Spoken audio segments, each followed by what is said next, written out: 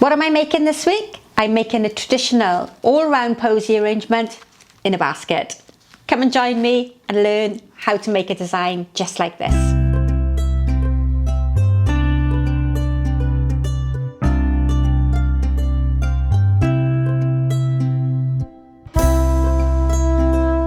Welcome back to another tutorial. Today we're going to look at an all-round basket, so a basket that can be seen from all directions rather than a front-facing basket which is only seen from one side.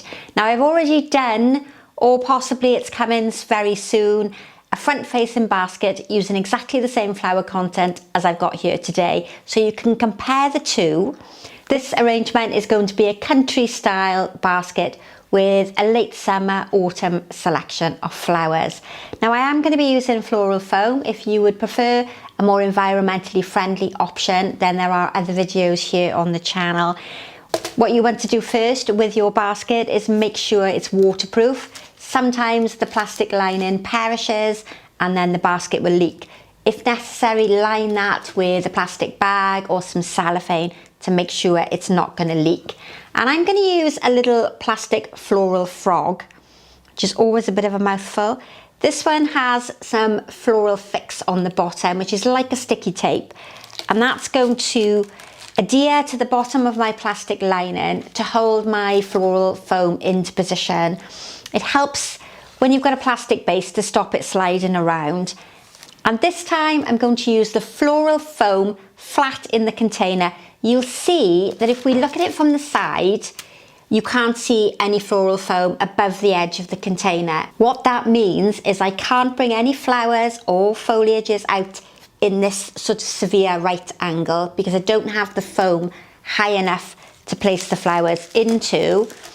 So instead, when I create this design, it's almost going to come up in a looser, less formal pattern. And that sometimes is easier for beginners to do. When I did the posy a few weeks ago, I came across at a right angle. This time we're going to come up more at a diagonal. And that method is quite easy to do if you're a beginner or whether you're an accomplished arranger.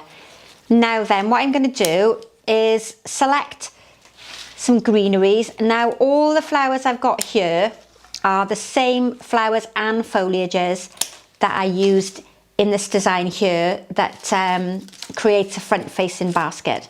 And what I like to do on the channel, if you're new to the channel and you haven't watched a video with me before, is I really like to highlight the fact that flowers are very versatile and they can be used in different ways, and with a bit of imagination you can create lots of different designs. You don't necessarily have to go out and buy a specific set of flowers or a certain colour and certain variety. And with experience, you'll realise that you can pretty much arrange any types of flowers in any shape.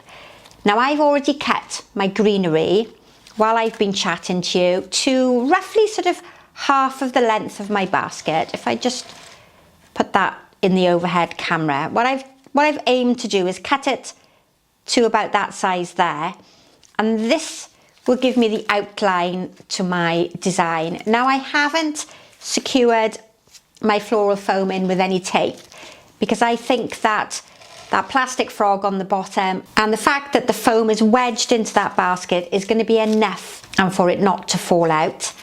And I've gone round the outside with a similar size piece of greenery to create a bit of a frill around the outside. So far I've used the variegated one is Wygelia, and that will grow in the garden. And I've also got some bay. Now the bay has come from my garden.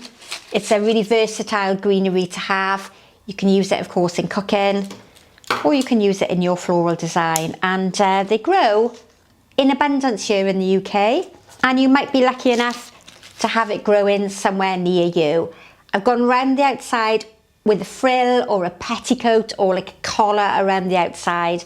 I've mixed the greeneries through. I'm not teaching you to create any sort of set pattern. We're going to go a little bit more random in this, but whatever is on the outside needs to be brought through to the middle. The center of our basket is going to be fairly low, so you can still pick it up with a handle in the middle. There is more than one way of creating a basket arrangement, and today I'm doing something that is all round. This would be great for a gift for somebody. It would sit nicely in the centre of a table, or you would need to use it in an environment where you would see it from all directions. This would be no good placed in the window of your local church or on a plinth, because you wouldn't appreciate the flowers that are behind. So that's the basic shape. If we look at it from above, I'm hoping that there's a good circular outline. Often when creating this type of arrangement, I recommend that you pop it down onto the floor, because that will give you a more clearer view and help you decide whether or not it's circular. Don't stress about it too much if this is your first design. And this style of arranging is called radial. So all of our stems are radiating away from the centre. They look like they're all growing out of the centre point. So in the middle of your basket is that growing point, and you're aiming all your stems towards the middle. We're not going parallel in this fashion, and we're not spreading them out from different parts of the foam. Aim them all towards the middle and you get that nice radial shape. Hopefully something that's quite circular. Now I've got two different types of foliages that I've used. If you can't get hold of a selection of greenery, then just pick one type. A plainer, single coloured foliage is better than having a variegated foliage, because it becomes a little messy and confusing. If you can contrast the two together, have something dark and plain alongside something that's variegated, that works better. But a really heavily patterned variegated foliage sometimes can be a bit confusing and doesn't work particularly well. Now I've got that outline, I'm going to start putting in my main focal flowers. Think about working with your biggest flowers first. And today I'm reusing flowers from a previous design, so they're cut at different lengths. But this one is the smallest, and that's going to be my height flower.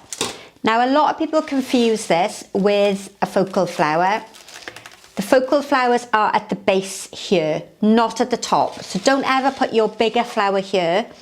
Your larger flowers come towards the base to give you structure and weight at the bottom of the design. This should be a small flower. The edge should be small flowers, and the middle part is the bigger flower. And I only have 2 sunflowers. Quite often I like to arrange in 3s, but today I've only got 2.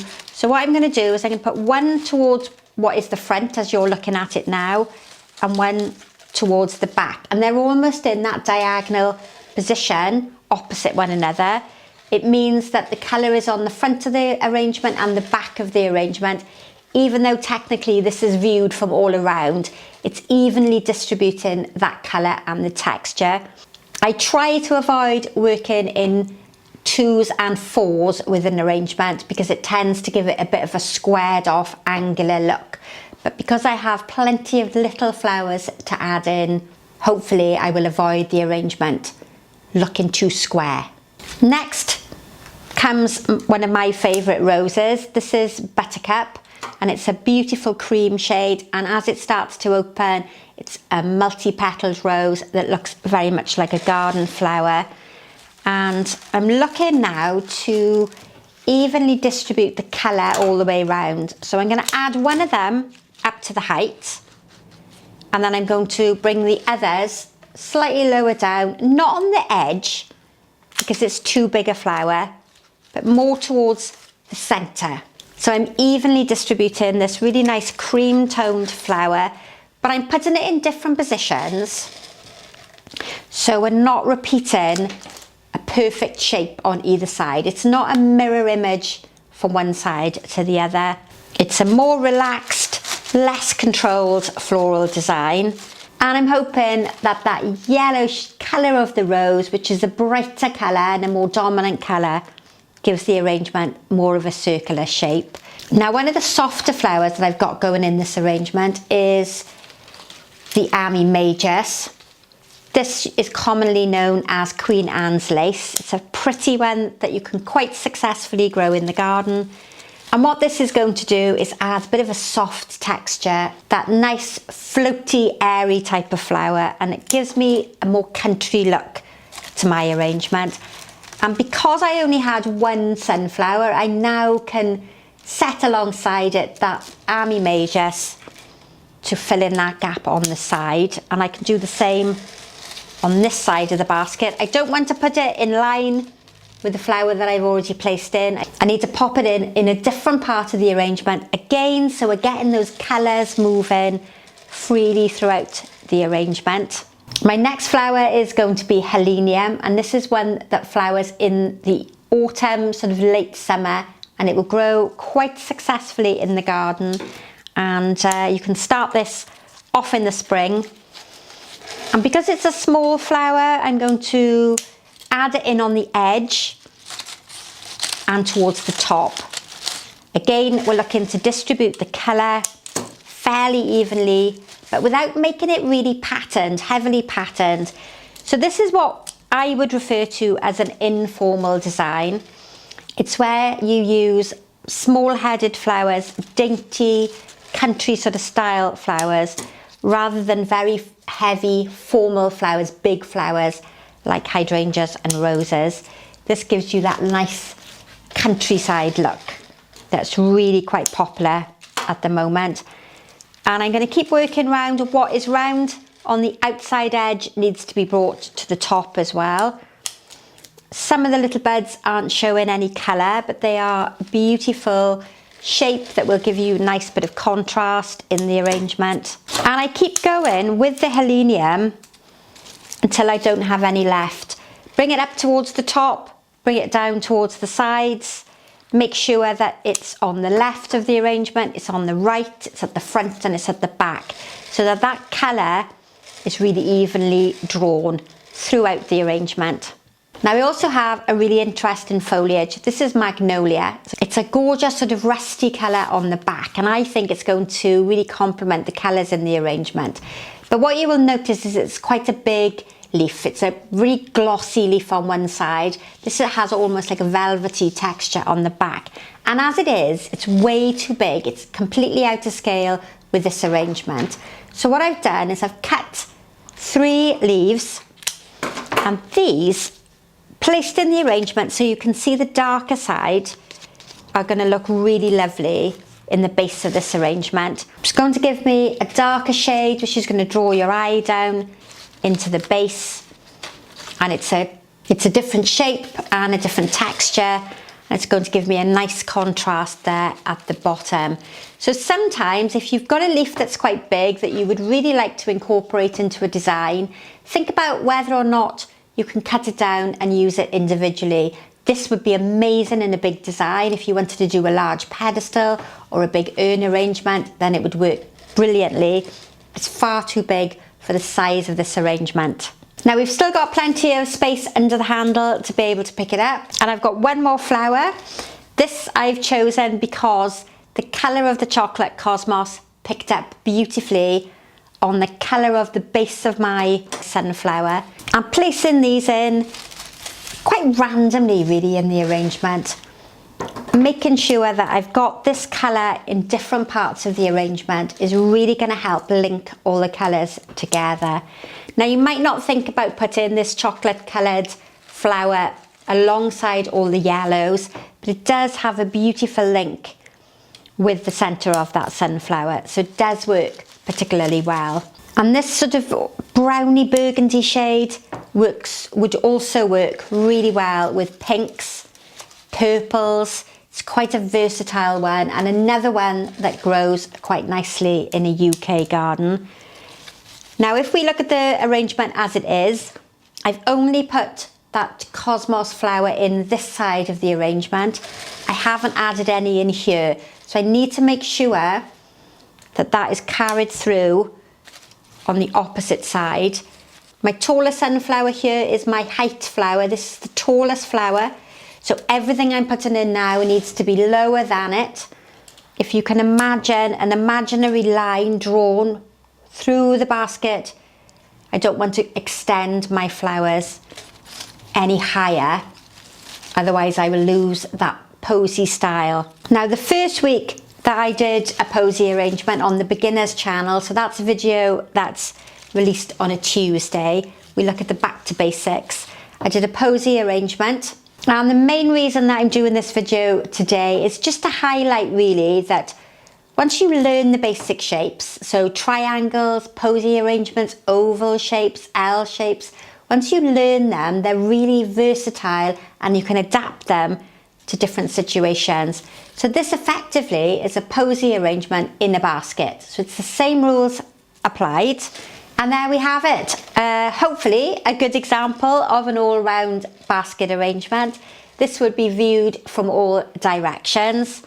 You could easily repeat this with a simple bunch of roses from the supermarket or flowers that you might have in your garden. I'm just going to finish it off. A little bit old-fashioned maybe for some of you, but we're going to complete the arrangement with a bow there on the top.